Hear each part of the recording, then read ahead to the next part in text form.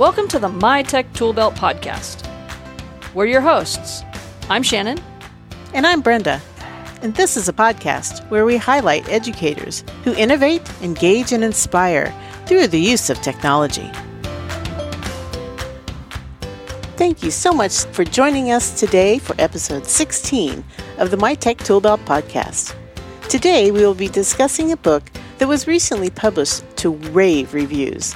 The EduProtocol Field Guide helps teachers that struggle to break free of the typical lesson and worksheet cycle to find fresh and meaningful ways to develop original, engaging, and effective instruction using technology to enhance the learning. We are so excited to have both of the authors joining us today, Marlena Hebern and Jon Corippo, whom you may also remember from episode 5 of the MyTech Toolbelt podcast, are the authors of the EduProtocol Field Guide, and they give us a background about creation of the book and why it works so well in the classroom. So without further ado, our interview with Marlena Hebern and Jon Corippo. Well, today on the MyTech Toolbelt podcast, we're so excited to welcome two wonderful people that we've gotten to know pretty well, Marlena Hebern, and the other is Jon Corippo. And so thank you guys for joining us today. Thank you for having us. We're happy to be here again. Yes, thank you. Our first returning guest is Jon. Whoa, that is awesome. Yeah, our first. Last time I was literally 2 minutes after wrapping up Spring Q 18. Remember that? We were there, and then we had the whole place to ourselves. That was fun. We did. We were all coming off of a nice Q high, so it was really awesome. Today, Jon and Marlena are going to be talking about their book that came out in March, the EduProtocol Field Guide. And to just kind of kick us off, Marlena, would you introduce yourself and just tell us a little bit about yourself? Well, my name is Marlena Hebern, and I am from the foothills of California, Central California. And I've been teaching a huge range of classrooms over the years, over my entire teaching career from kindergarten through 8th grade. And I am so excited about EduProtocols and bringing them into classrooms and getting teachers turned on to integrating technology with kids, where kids are collaborating and thinking and having a good time doing it. Jon, tell us again, remind our listeners who you are. I'm a formerly disgruntled student. Made it through most of the way through school with a 2.9 GPA because I was incredibly unengaged. And I got talked into teaching by my wife because it sounded like a fun way to, hang out with kids and do stuff. And then I really fell in love with pedagogy and creating a more positive classroom culture. And I have taught grades 4 through 8 in a self-contaminated classroom. I've taught a few years of high school, so I've been on kind of both sides of that divide. And I've spent some time in admin, and now I'm the executive director for Q. So over the last couple of years, we've gotten to train about 45,000 teachers. That's incredible. Well, thank you both. So I'm going to dive right in, if that's okay, Brenda. Absolutely. So I think the minute the tweet hit, I bought your EduProtocols book on Amazon. I might have been one of the early first 10 purchases, and I love it. I'm going to be, I think I mentioned to both of you, I'm going to be using this in the courses that I teach at the university. I teach in teacher preparation, and I'm super excited to be using it. What was the need in the field that you guys saw that drove you to, or inspired you to write this book? And Marlena, why don't you kick us off? Well, my day job is that I work for Fresno County Superintendent of Schools, and I coach teachers on technology integration in the classroom. And over the last several years, I just saw more and more teachers who had a difficult time with partly the learning curve of technology and seeing people do all kinds of really awesome, cool things and not feeling like they had the skill set to be able to tackle that. And yet here we had Google in many of these districts, or Microsoft and other ones, and these tools at their disposal that they know how to use, but they weren't using them.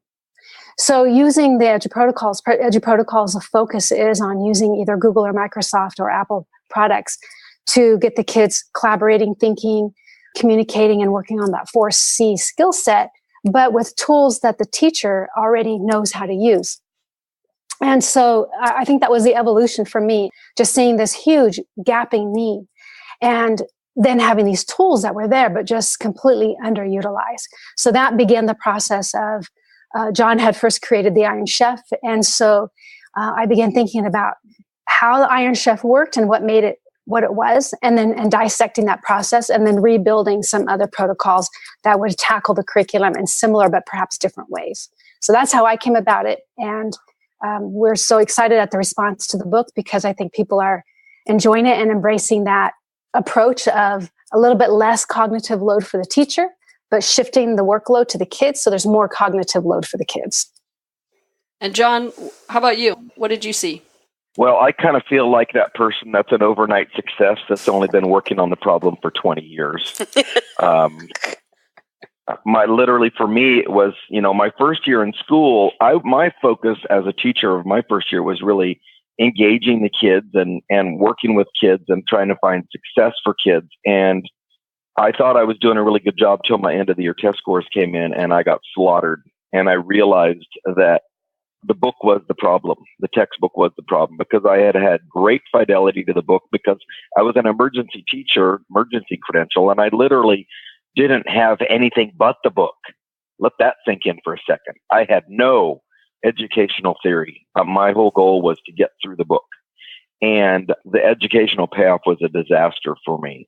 My second year, that summer of my first year of teaching was also the first year of Fat 9. Remember when that was the state test? Right. And I got my scores and I went on an emergency rebuild of my career over the summer. And I read 2 books that changed everything. One was Why Johnny Can't Read.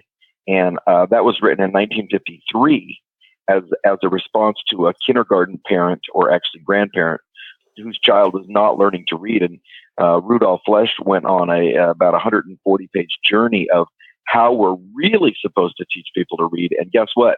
It's not with textbooks. We've been teaching people how to read for 5,000 years. Textbooks have only been around for 60, right? Then I also read another book that I'll refer to, I'm sure, a couple times during this, by a guy named John Taylor Gatto called Dumbing Us Down. And I always smile when I mention that book because people have heard of it, but they have not read it. And it really led to a complete redo of my pedagogical approach.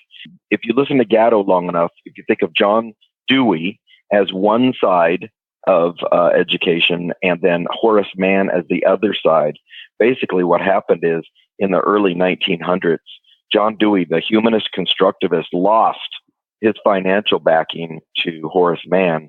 Horace Mann's idea of school is based on the Prussian model of a militarized school, which I think is hilarious because most teachers are either pacifists or non-lovers of violence, and yet what they are living and espousing is based on a military school model. So like Marlena referenced, I started working with things where I could create my own pedagogical practices for standards-based instruction that would also be highly effective on the end of the year test and also be highly engaging to students. So there's the 4 C's aspect. The great-great-granddaddy of all the protocols is 8 parts. And that's the one I started in about 2000, 2001. And that led to sentence parts. And then there was a gap there for about 4 or 5 years. And then Iron Chef appeared at Minarets because Minarets High School is the one-to-one high school I started. And I got all the teachers really good PD. All the kids had MacBooks. And we had Google, and yet when I would tour the hallways, mostly what I was seeing was lecture. So one of the big things with Iron Chef was, how do we get kids doing more of the work and teachers lecturing less? So that's my short, all-inclusive bio. Excellent. So obviously you guys felt that what you were experiencing, both as a teacher or as an administrator or as a coach, was the kids were not engaged. The teachers were doing a lot of the heavy lifting, and it may or may not be an overall holistic problem out in the field. Yeah. And so I think that's a good, we've been basically doing a sort of a science experiment for the last 60 years to see if lecture and textbook-based education works. And if you look at the data, our scores have been flat for 40 years. So basically, the existing system of me telling you what you're going to do, you taking notes, and then doing worksheets followed by a quiz. That system, we have squeezed all the productivity we can out of it. You know, one year, a co-teacher and I took the questions in the reading book and we dissected them according to Bloom's taxonomy. And we looked at where they laid in that spectrum. And what we found were the questions that were being asked of kids in the reading textbook all fell into the bottom third of Bloom's taxonomy. And it dawned on me at that moment that it had to, because if the textbook asked hard questions, the kids wouldn't be able to answer them.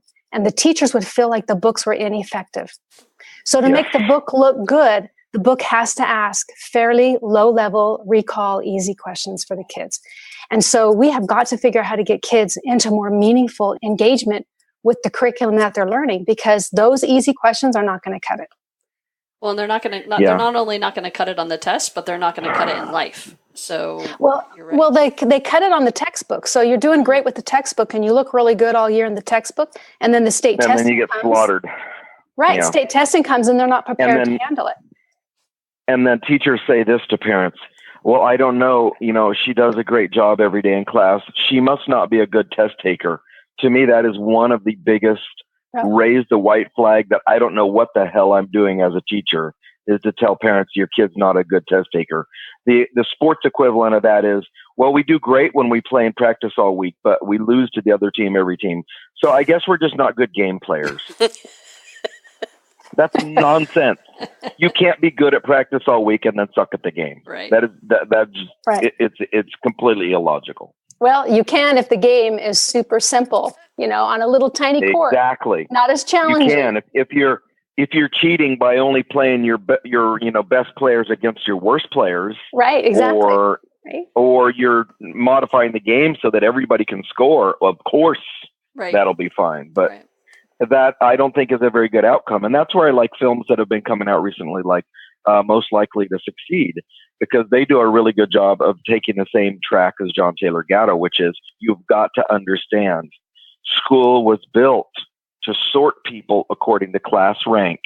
And the fact that some kids won't do their flashcards means they're bad people and they should work in the factory.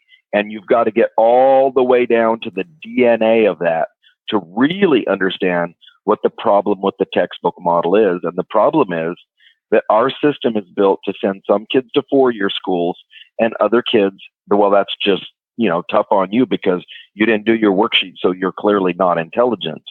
The problem with that model is that those same kids go out and do things like create Apple Computer and Facebook. And if you look at the people that have done those kinds of things, they are non-standard characters. And so they fly in the face of the system. The system says if you get 4.0, you'll go to a good school. And if you get a good school, you'll get a good job. That system is currently broken. There is no guarantee of a college diploma getting you a good job. None. Okay, well, extremely interesting. Yeah, I totally get it. My question, though, for you is, so this book that you've written, it obviously is not a textbook because you're not going that direction. No. But can you just walk us through, the whole layout is different as well. So if you can just sort of explain what it is that you had in mind and why you wrote it the way you did. So the textbook has a narrative that follows throughout the book. And so you can read it cover to cover and pick up that narrative. But it's also divided into three main sections. One is the beginning, the introduction. The second part is Smart Start. And that's just building the culture in your classroom so that your kids have the mindset to be able to tackle something that's a little more open-ended in the classroom. The next part is the EduProtocols, where we've laid them all out with the directions so teachers can use them. The last part that closes the narrative, continuation from the first part, and just talks about how to use protocols in the classroom, the big picture of the protocols and the context of everything. We compare it to a train. So where you have the cars that carry the cargo and you put those together, and then that forms a curriculum as you put those pieces together into a linear fashion that a teacher can understand. And that's the basics of it. My take on the book, and Marlena is accurate in the way she described that, but my take on it is it kind of looks like this. Here's the why, and then here's 16 different types of tools you can use that each start off with a small narrative that builds the case for why you should use those lesson frames. And so the idea is to kind of put in the teacher's minds, here is the opportunity by doing your teaching and learning this way from a human perspective and a 4C's potential.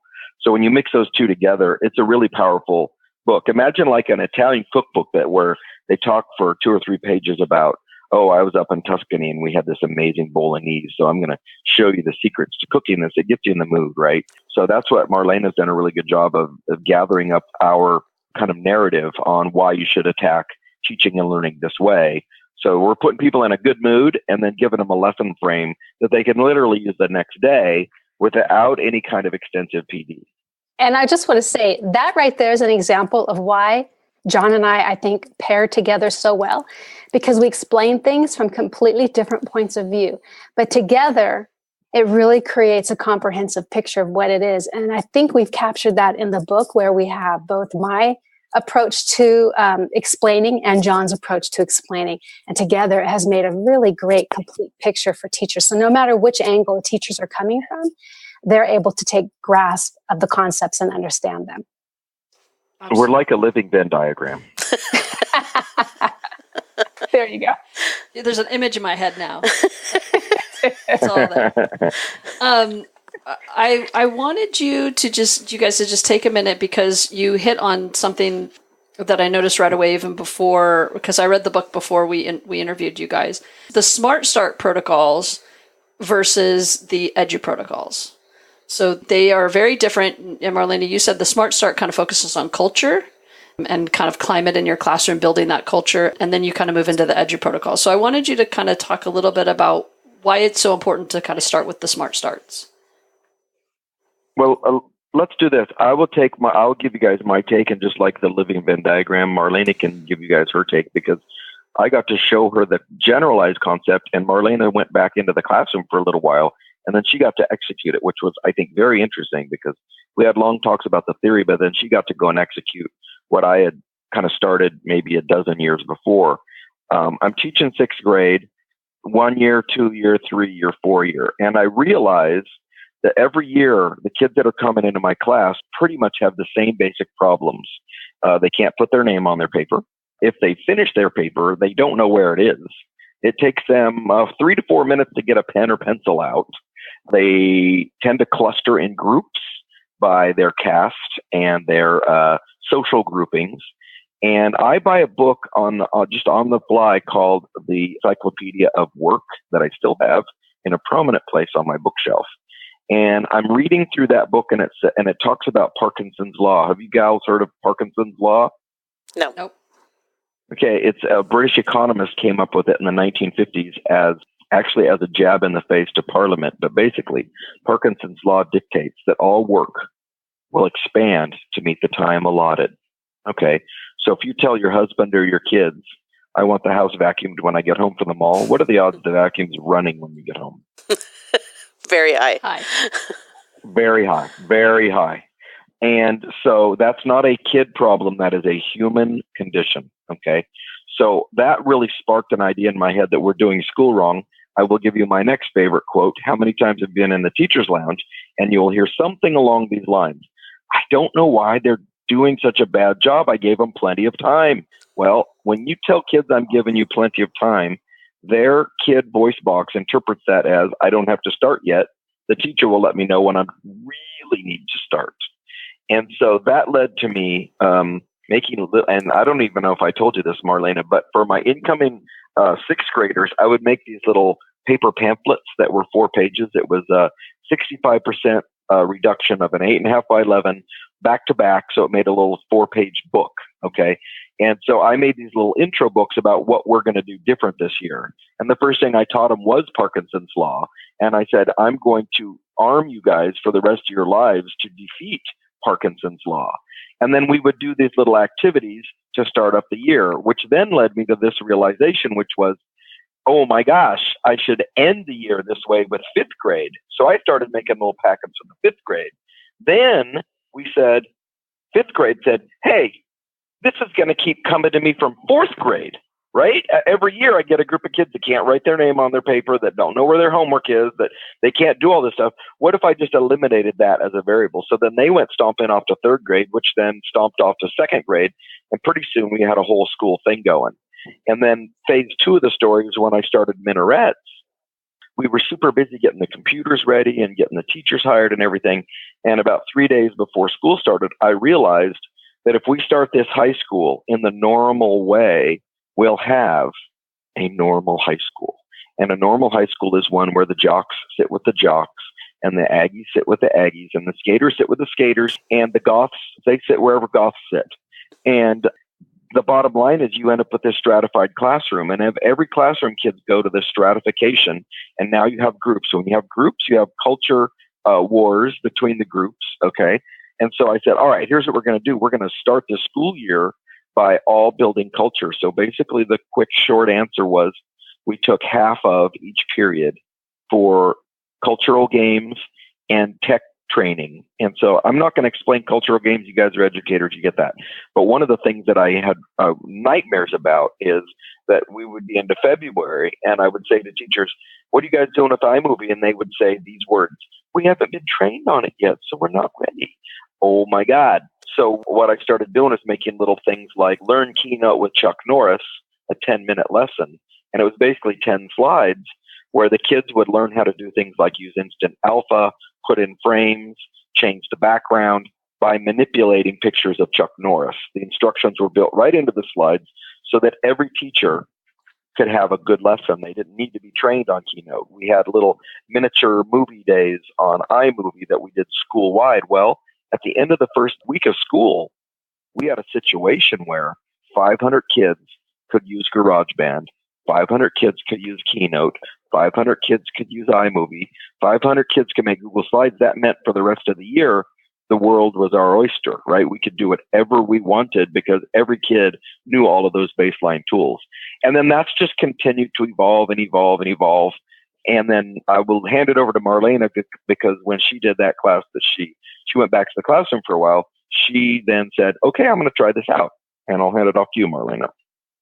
Well, for me, the seed was planted many, many years ago when a good friend of mine who taught sixth grade, they actually had a curriculum that they used to use for building culture in the classroom for the first 2 to 3 weeks of school. And she shared with me one day that they don't do it anymore because with the implementation of the California standards in 1997, they went away from that because they said, we don't have time to build culture. We just need to get right into the curriculum. That's a waste of instructional time to spend 2 weeks on building class culture. But in the back of my mind, I'd always thought, well, that's really cool. But I had absolutely no idea on how to do it. All I knew was somebody had curriculum at one point in their life and they liked it. And I had no idea how to do it. So I think over the years in my own classroom, I had tried things to build culture. And I think to some respects, I was successful. But then when Jon came in and said, hey, here's what we did out of minarets and it worked. And here's the background of it. And here's how it works. It was an eye-opener because finally I had tools and I had an understanding of how could I make this actually work in a classroom. So that's what I did. I went into sixth grade. I started with Smart Start and started working on building the culture. The funny thing is, and I talk about this in the book, was I didn't really see it right away, especially sixth graders, because how sixth graders can be. They're sixth graders and they're very emotional and they're very into their peers and that kind of thing. And so I didn't really see classroom, what I perceived to be classroom culture building until one of the kids one day came in and shared that her aunt was dying of cancer and they had just found out. And she was a wreck. And the kids came in the classroom. 2 kids came in before school started and said, can we play the flight song for her? Because we want to show her that we support her. I'm like, okay, sure. That sounds great. So she did. And when she came in, the kids, one by one, they all gathered into a gigantic classroom hug. And I'm sitting in the classroom and I'm watching this happening. And I'm like, oh my gosh, even the geeky kids, the kids who weren't in this clique, the kids over there, every single kid got up except for 2 and joined in this classroom hug. And I just went, okay, wow, that's classroom culture. Now we have to work on those 2 kids, but this is classroom culture that I didn't see coming. And it just came out of the blue one day. And I think that's where you see culture, is you don't see it happening on the day-to-day necessarily. But then something happens and you realize these kids have bonded together as a group and they support each other. And so obviously I'm sold on it. I think that it's an important aspect of building culture, building classroom community. And I think that if we were better at building classroom community, we would have less school shootings. We would have less school incidences where kids are acting out against the school. We'd have less aggression towards teachers and towards peers because kids would feel like they belong somewhere. And that's what kids want. Kids just want to feel like they belong. These are fantastic protocols for building school culture. The first few weeks of school should definitely be finding a couple of these that work and executing them immediately. Thank you. So the next section of the book are the protocols, the ones that you use in your classroom. And Jon, you mentioned the Iron Chef one. You've done a couple like with us that we've participated in that were really fun. And what I was hoping is that you guys could explain what is an EduProtocol. I have kind of how I explain it in my course material, but so I want to make sure I'm explaining it right. I've explained it as if it's a wraparound. It's a blanket that kind of goes over an existing lesson and allows you to get the kids more engaged using technology. But your lesson, your idea, your thought is already there. This is a way to execute that lesson. Hopefully it's a realistic explanation, but if you could tell us. That's a good start. Thanks. That's a good start. Thanks, Jon. Tell us. Well, the Smart Start protocols are a little different because they're protocols that you might use from year to year, right? But they don't necessarily have a lot of shelf life. The worst presentation ever. You could do that the first week of school. You could do a revisit at Christmas, and then you could do championship edition at the end of the year. But we don't think that's enough reps to really be a protocol. By comparison, in my classroom, I would typically do an Iron Chef at least once a week. So that's like 34 reps. In my classroom, I would do 8 parts from the first day or the first day of, academics, which might be the second week. I might do 8 parts every day, literally every day until about Halloween. And the shift there is that we're going to do it till everybody gets mastery. Much like you would with a sports team, right? If you lined up your basketball team and half the kids made a 3-pointer, you wouldn't go, okay, we're good for the year. You guys got an A, and then you guys get to practice some more. That you would keep doing 3-pointers, right? You don't just do 3-pointers one time and call it good. Sentence parts might last from about Halloween to about Thanksgiving. So for me, one of the definitions of a protocol is that you're going to be using this thing once a day all quarter, or maybe 2 or 3 times a week all semester, or once a week all year, because you're just going for iteration and improvement and iteration and improvement, as opposed to checking the box and having a bell curve. And I want to take a quick sidebar right here. I'm gearing up for a TED Talk here at some point, and my TED Talk is going to be about the bell curve. And I've done this now multiple times with audiences. How many of you, if I said we're going to have a brownie baking cook-off right now, how many of you are excited? Guess what happens? About 25% of the class raises their hands, and these are adults. If I say about how many of you are either disgusted, terrified, or not interested, guess what? About 25% of them raise their hands. How many of you are ambivalent? You are excited about the idea of eating other people's brownies, but you're not really necessarily excited about making brownies. That's of the rest of the room. So I'm like, guess what? That's a bell curve, you guys. And I have this thought that a bell curve really is based on the idea that if you give human people 1 or 2 chances to do something, you will have a bell curve. The only way to defeat the bell curve is with repetitions and technical instructions. Everybody can bake brownies. There's no reason why a person can't bake brownies other than the thing between their ears. If they have a bad attitude or they have a bad technique, yes, your brownies will suck. But most people that bake brownies succeed based on the amount of brownies that I see out there. And in the end, it's just an artificial creation. School is an artificial creation. That means people can't be necessarily good at it or necessarily bad at it over the long term. Some people will adopt new ideas in school faster. Some people need more convincing. It's no different than with buying a hybrid car or trying out the secret menu at In-N-Out. Not everybody says yes right away. So I want to back up just a tiny bit. That comes actually before what Jon was saying, a little bit out of place. But the protocol, if you think of a protocol as a picture frame, so the frame is going to stay the same. That's the protocol. what goes in and out is the picture that you can change. That's the curriculum. So the protocol, in respect, to wrap around the curriculum, like you said, but it is the activity, quote unquote, the activity that the kids are doing as they're learning about the curriculum that's inserted in. So one protocol can be used for second grade for learning about environments, different climates in their state. And the same protocol could be used to study the U.S. Constitution in sixth grade. It doesn't matter what grade. It doesn't matter what content or where it's being used. The same protocol can be used at any grade level for any topic for the most part, because it's the protocol is the frame of it. Does that make sense? Mm-hmm. It's a much better explanation than mine. I'll pivot. Or another metaphor, and I don't know if Marlena started this one, if it was just a person on the interwebs that read the book, but they like the idea of the protocols as a train. And to play off of Marlena's example with the picture frame, you'll always have an engine, and you almost always have a caboose, and then you have cars. But sometimes the cars are hauling coal, and sometimes the cars are hauling people, and sometimes the cars are hauling automobiles. But the framework of that train is always about the same. And so you just drop other wrinkles in, and you could, guess what? You could have a mixed train. You could have some people, some coal, and some automobiles. And so this is the idea of the metaphor of the train is always pretty much the same, but what goes on it can be highly variable. And Jon, you had mentioned a couple times Iron Chef. Can you explain to our listeners what Iron Chef is? I sure can. It's just the old jigsaw lesson. And if you guys have ever seen that, and that's, I think, another quick asterisk is almost everything that we're doing with protocols is really just a remix of a well-known or powerful pedagogical tool, or just reframing it to make it repeatable and portable.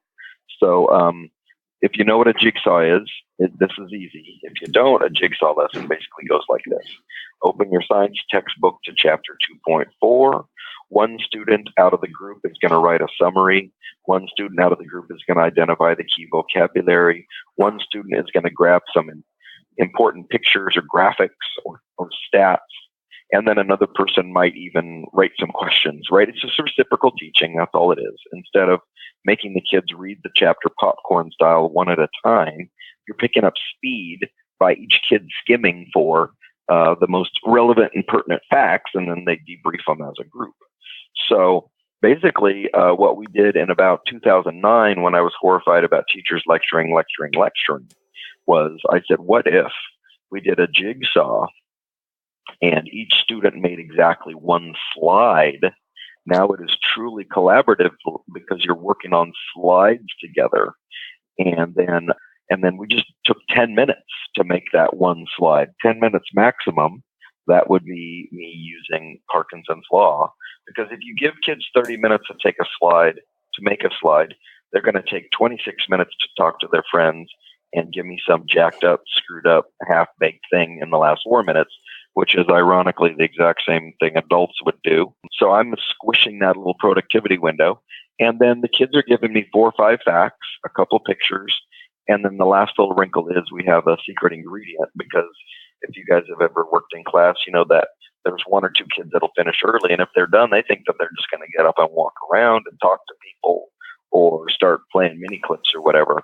So the secret ingredient is an extra fact that supports what we're learning. So, for example, if we were doing a lesson on explaining how microscopes work, because we're getting ready to work with microscopes, you might have a picture of something super zoomed in, right? Some microscopic thing, and you might ask the audience to guess what that thing is. If you're doing the American Revolution, you might have a quote by a founding father. If you're doing George Washington, you might have a quote by Martha Washington about George Washington. So it's just a little extra sprinkle that's very creative, but within a framework. And then you can use this concept. I've seen it used very successfully down to 1st and 2nd grade. I've seen it used in high school. You pick up a lot of speed. And the other advantage is that everybody in the class is basically doing the same big idea, so that the kids are hearing 4 or 5 different takes on what's going on. And then the final wrinkle is they just present right at their desks. They do not walk to the front of the classroom, because I don't got time for that. They just stand up, and then there's a clock that is their maximum presentation time instead of their minimum presentation time. So I give that group of 4 or 5, they get 2 minutes for 5 people to share, which turns out to be plenty because not all kids want to talk to the whole class for a long time. So it's kind of the rip off the Band-Aid scenario. And you get a lot done in 25 or 30 minutes in class. And I don't have to make PowerPoints on the weekends. I don't have to make lesson plans. I just roll in and say, we're Iron Chefing. Here's your link. Go, go, go. And I'm walking around drinking coffee while the kids work. And the cool thing about it is that kids are getting multiple opportunities to present for short periods of time. Instead of, I see some teachers say, well, we only present twice a year. And they write it all up. It's a big deal. So it's a big high stakes deal twice a year. The kids actually are gaining more experience by presenting for 1 minute once a week than they are twice a year. There's a lot of anxiety, too, that goes into those big high-stakes presentations for kids who aren't comfortable with that. So by getting them used to just standing up and speaking really quickly, I think that repetition in and of itself makes those high-stake ones less stressful. Exactly. And I'm going to argue, you guys, there's a lot of mental health that comes with this activity because kids are gaining real skills on being able to demonstrate their learning or ideas in real time. That, like Marlena said, there's none of this 4-week buildup about the 5-minute speech. And let's be honest, nobody wants to hear 35-minute speeches in a row. It's like pulling out fingernails. So really part of the pressure on doing that 5-minute speech once a year or twice a year is that my peers will not like what's going on. And there's a lot of buildup on that. Whereas under the Rip the Band-Aid model, you just go, here's 3 things about ancient Greece. Zeus, Hera, Athena, I'm out. And they get those reps in a low fail model. We talked a lot about, I think, mental health in school, Jon, when we talked in our first interview with you. And I big advocates of being aware of this. And so I think these protocols of kind of repetitions, like you were saying, you pick a couple that work, you use them throughout the year. The kids now know how to do it. They can move to the next teacher or the next grade level, and they've got that protocol already in place. So the next teacher, you're actually making it easier for if you're in a junior high and they're switching classrooms, they can go to the next room and the teacher can be like, okay, great, we're doing this. And they've already got that skill set built in. They can apply it to whatever is going on in the next room, right? In the next class. Yeah, exactly. And then the other add-on is, I've had teachers say this, well, I want to try this, but what if next year's teachers don't teach this way? Are you telling me that after living like this for a year that a kid can't go back to filling in the blanks? The question is, will they want to? They can revert very easily. Now, we don't want that, but all of us have been in college long enough to know this. Once you graduated from college and you went out and worked in the real world for a couple of years, once you started to need to take a college class for some units or to get your master's, you're like, this ain't nothing. Right. I can sit and listen. You talk all day, bro. Not a problem. And so I believe that there's a point where you can really get kids within one academic year. I think by using these kinds of teaching techniques, you can armor them against whatever's going to happen for the rest of their academic career. And that was, again, part of my goal way back at Core School was how do we armor kids against what they may be getting ready to experience in some classrooms? And that's where I'm going to quote John Taylor Gatto. If a kid can read pretty much anything that's web or internet based and summarize it and grab some important facts and detect bias, right? And they can use technology to do that. What is that 8th grade teacher possibly going to do to this kid? For them. That's pretty much the only other option. They're going to be bored. Yeah. They're portable after that. They are portable. Well, and I think kids, especially depending on the school they're in, if it's a nice small school, the kids will put pressure on the next teacher to be like, hey, why don't we do this? Oh, yeah. Well, the parents will too. Yeah. Exactly. He loved school last year till he got into your class. Right. Well, that will wake some people up. What are you doing? Exactly. Yep. So Marlena, say a new teacher gets your book. What's your suggestion for them? How should they go through the book? Should they go cover to cover or just pick out one to start with and see how that goes and then build on that? I would recommend reading the book cover to cover and then and at the end of each chapter, we've put, action items. So things that they can do to help implement as they're reading the book. That is really the best way.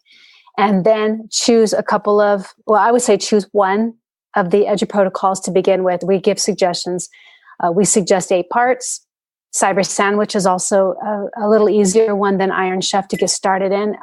Cyber Sandwich is where the kids are reading independently. Then they pair share and complete a Venn diagram, and then they go back separately and they write separately. So it's an easy structure for teachers to get, and they can use it in a lot of different situations. And so we recommend those 2, but really we just say use one, use it until you're comfortable, and then fold in and try another one. But reading the book cover to cover, I think, gives the teachers the best sense of really what it is all about. Now, for some teachers who've maybe been in sessions with Jon or I, or have a good understanding of what they are already, maybe they've been in a session with somebody else, then they can just dip into the parts of the book that they feel that they need and dip right into the EduProtocols and pull one out. But I do really recommend reading the whole book cover to cover.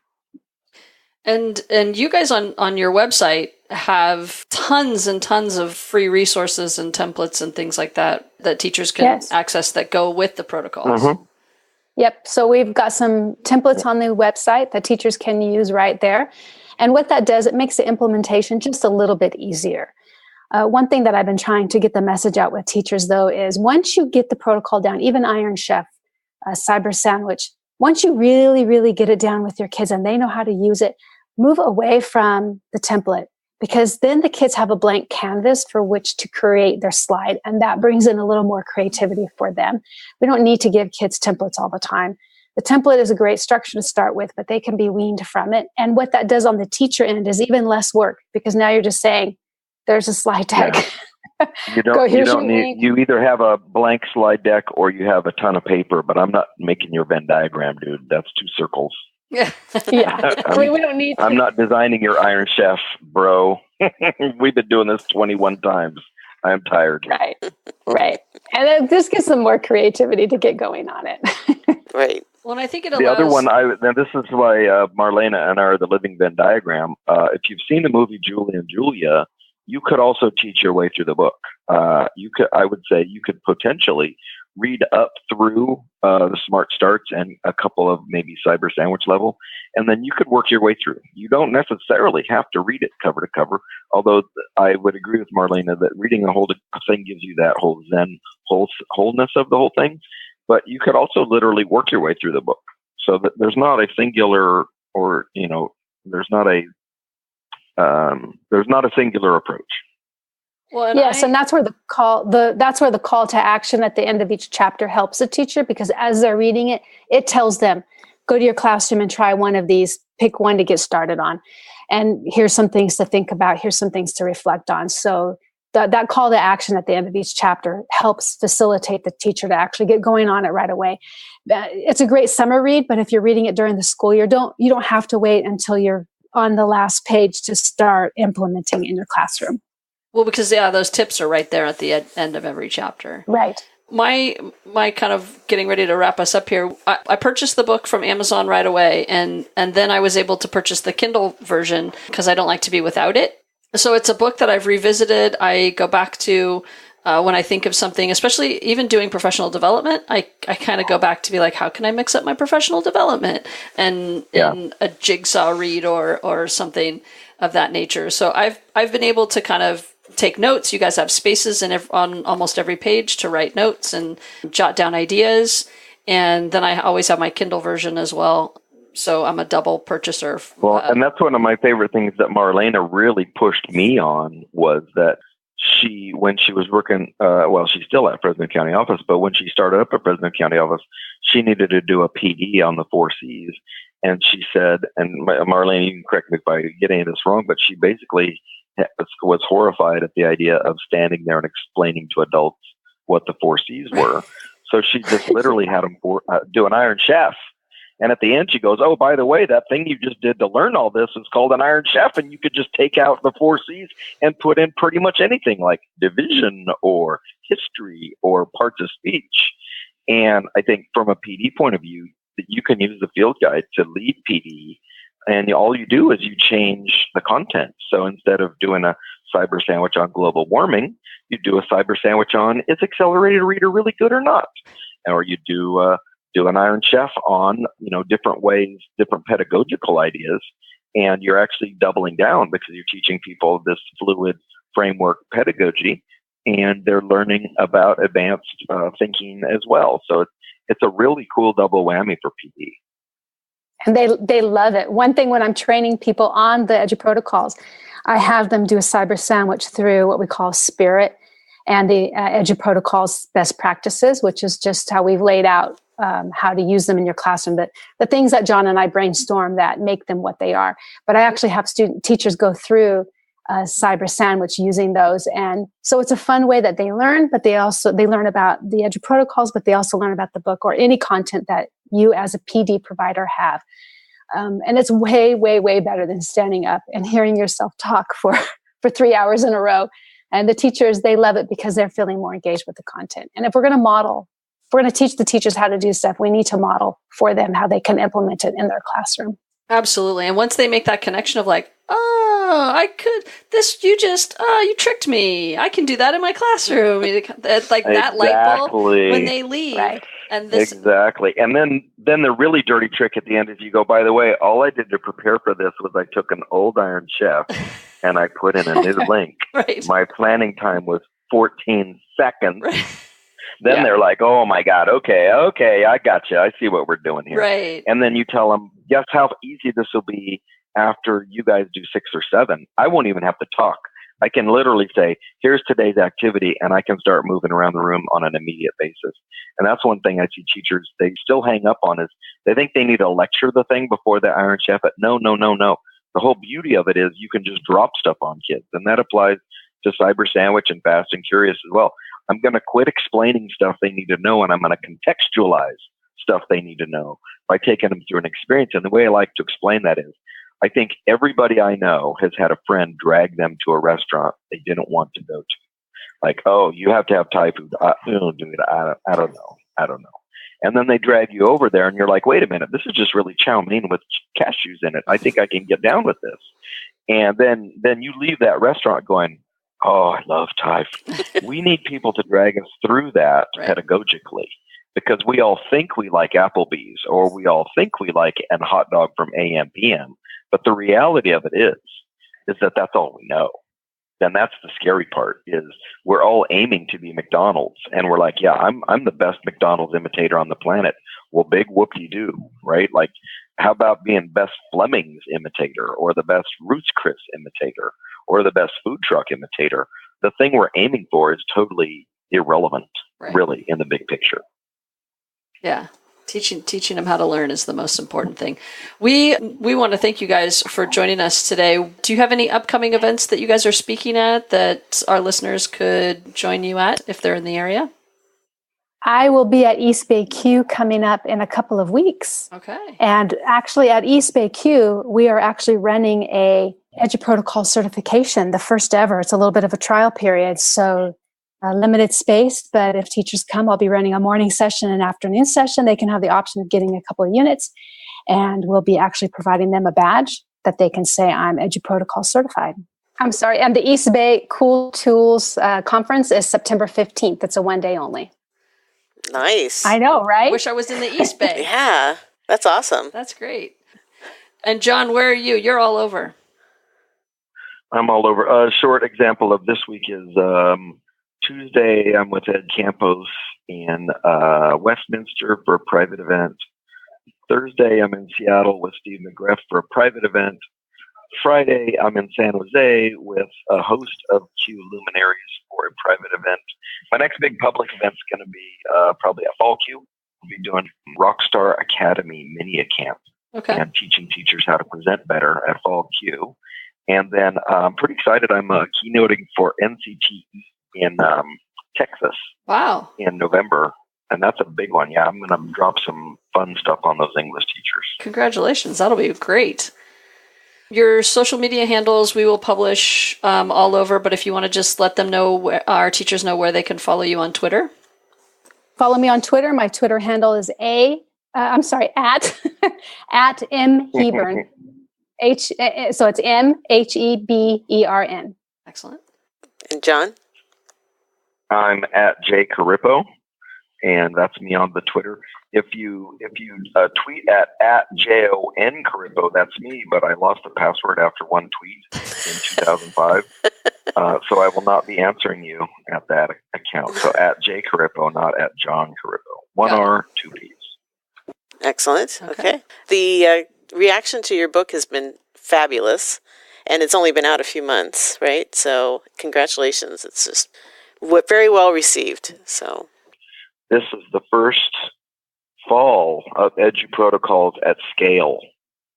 The book came out in late March, and so people started tinkering with it. But if you watch on Twitter now, you're seeing people smart starting all over the place. And so it's a new chapter, because up until now, it had been this very small core, and it's kind of mainstreaming now. So it's a very interesting new wrinkle. I think it's a great wrinkle. Yeah. We'll take it. And yeah. And you guys are going to, introduce it to all of my classes I teach from, this year too. So I'm excited about that. It's pretty exciting to see. I think I came to that realization around the same time. I don't know, Jon, I don't even remember if we had texts about it, but we're seeing teachers refocusing on building culture where before maybe they did, but they didn't talk about it. So, or they did it as a kind of a necessary aside as opposed to a goal. Right. That, I think, is the interesting wrinkle. And I've seen school districts, like Thursday and Friday, I did 2 days with a school district up in Lake Tahoe, and they are going for Smart Start out of the blue starting next week, right? So it's nothing they've ever done before. And they've all got the book, and they're all like, okay, let's do the paper airplane, and let's do the worst prezzo. It is very interesting to see that happening at scale. That's so cool. Meeting the needs of every student, meeting the needs of every teacher. We need to be paying attention to that. And I think this book, really, for me, was very eye-opening and changed the way I approach my teacher preparation courses. So I'm really excited to be introducing this to the new generation of teachers out there in teacher preparation. So, and I'm excited for you guys that it's in districts and it's in schools and that people are adopting it and generating the excitement. So congratulations on that. We're excited to support you guys in this way. So thank you. Yeah, well, it's the first fall semester ever for EduProtocols, because the book came out last spring, and it's just really cool to see how many school districts are trying some of these things and really having huge success the first time. My favorite one I got yesterday was from a teacher who said that they did the cat and the dog scenario, and that one of the parents called the teacher and said, "This is my child who grunts when I ask him how school was, and tonight he would not shut up about how fun school was." And I think we can bring that to every child, and it's almost free, really. Yeah. How cool. It's just so cool. Teachers can follow on #EduProtocols on Twitter if they want to see what's happening, what teachers are doing. There's a lot of chatter right now because I think that it is spooling up with the beginning of the school year, and teachers are excited about what they're doing. And total aside, is there an EduProtocols chat that you guys have that's regular? We have not done a regular chat, but we have done guest spots in a couple different places. Yeah, so people could just watch the hashtag. It's pretty active. It's actually amazing to see what's going on out there that we don't know about. when we do a chat as a guest, we do post it on the hashtag EduProtocols so people can check it out. Excellent. Fantastic. Yes. Well, thank you again for joining us and taking time out of your days to be here with us. We're just so excited for you guys. We're happy to put this out there to the world, and we're excited. I'm excited to just see where this goes and hopefully get certified as an EduProtocol certified badge person. So thank you again, guys. We're so happy that you're our friends and that you were able to join us today. Well, thank you. We appreciate your support, and it's just through podcasts like this that we get the word out a little farther and reach more teachers. So thank you. Yeah. Awesome. Well, thank you so much, Marlena and Jon, for joining us. And can't wait to see you on the road somewhere. Yeah. Definitely. We're like weird and fans. I'm going to spend the rest of the day smoking some ribs. There you go. Oh. I'm going to come see Everything always relates back to food with Jon, that's for sure. Jon, you will be stopping by for dinner. Yeah, I was going to say, you'll be proud of me. I put the chili in the crock pot this morning. Lovely. Now you need to upgrade to an Instant Pot. It changed. Yeah, I'm with the Instant Pot. I love the Spend Instant the Pot. $79. You don't need the big one, just the little one's fine. I gotta 6 quart. I'm working on it. Thank you guys. Have a great rest of the day. Thanks. You too. Thank you. And we're out. Now, I know if you stayed to this point in the podcast, you are our biggest fan. So thank you so much. Can you do us a favor and rate us in Apple Podcasts? Or better yet, leave us a review. Your support helps other people find our podcast. Thank you so, so much.